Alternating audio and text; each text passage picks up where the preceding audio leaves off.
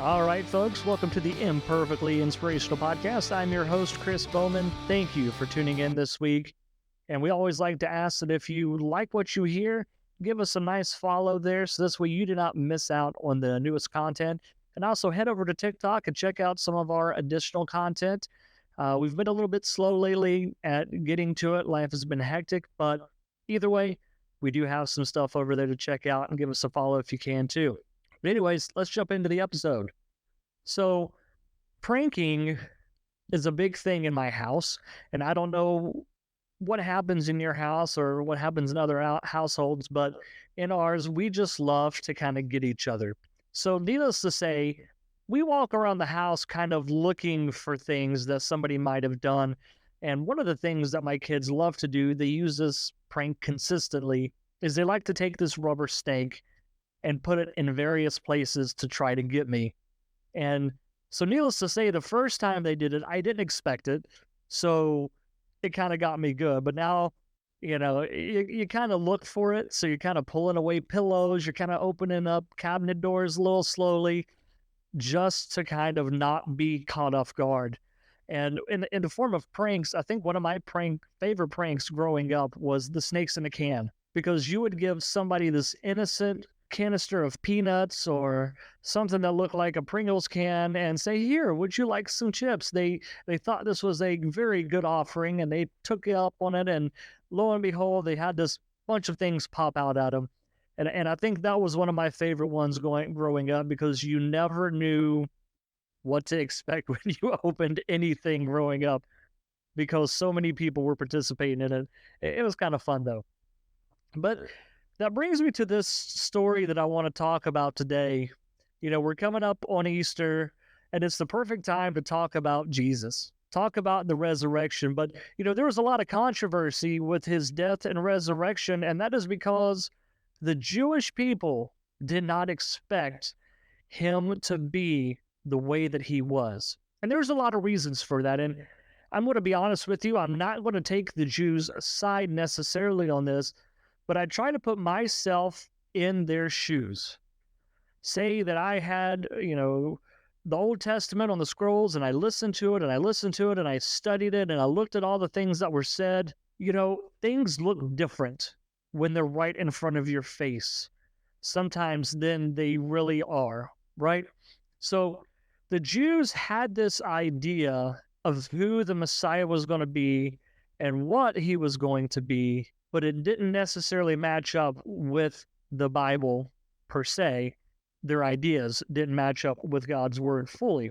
And of course, when you have this idea of something, what all goes into play? Sometimes it is the unawareness, I guess you could say, of what is really being said. It's the lack of detail and paying attention to the words that are being written. It is the lack of interest of getting over yourself per se, right? Sometimes we read something and we try to put that in our own perspective and say, well, this is what I think. This is how I fully believe. But lo and behold, we see that God always has something different than what we have planned. So the Jews, they thought this Messiah coming was going to be a whole different person than he was. And starting off, we see that they thought that he was going to take over the world right now, that Jesus was going to come in and he was going to swoop everybody off their feet and he was going to say, "Hey, I am here." And we know that they kind of get this from the fact that the exiles, God was going to bring the exiles back, and he was going to send a new king that descended from David. And, at this time, all the exiles were back and nothing has happened yet. I want to read Isaiah 9:7. It says, "Of the increase of his government and of peace there will be no end, on the throne of David and over his kingdom, to establish it and to uphold it with justice and with righteousness from this time forth and forevermore."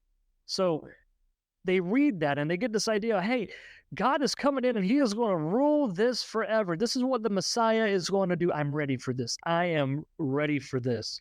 And then they expected it to happen then, that the Messiah was going to come and it was going to be immediate. But what do we know that Jesus says?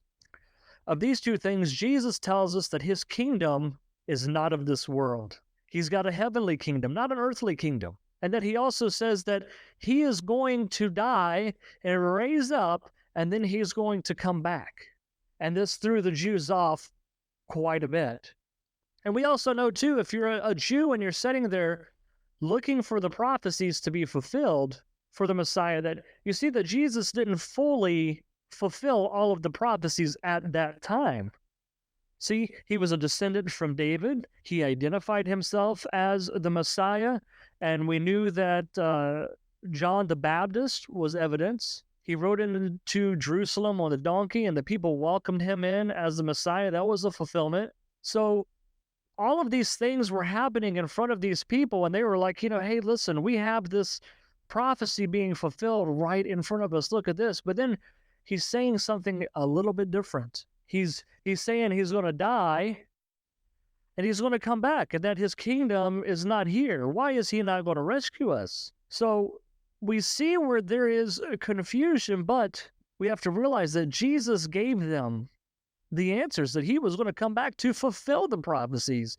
And we know that many times Jesus gave them the information. You go into John 6, he's talking about he's the bread of life and all of this. And, many people couldn't quite grasp it and they walked away. But then you have the closest to him of the disciples, they stayed. The other one said, I don't quite get this. And they turned around and they walked away. But the ones closest to him said, no, you're God. What do you want us to do now? And as we go through our own lives, I want us to understand that we may not fully see what God is doing in our lives. We may worry about the world and see the state that it's in and go to the Bible and think that it's going to happen one way or think that it's going to happen another.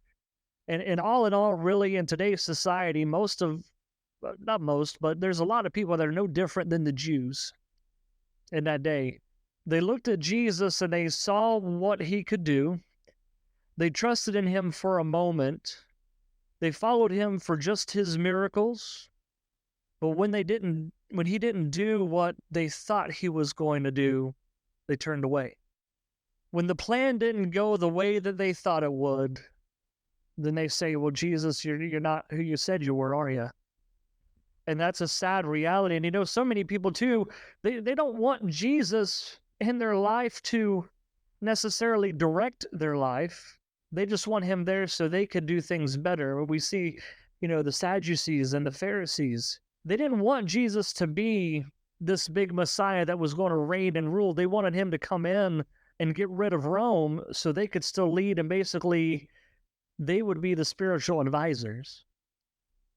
I hope as we get into this Easter season this week that we don't miss Jesus like the Jews did when he's right in front of us. That we don't go and we have this expectation of Jesus to be our genie or to be a certain way in our lives, and the disappointment that happens or the rejection that we give to Jesus when he doesn't meet those expectations that we set forth.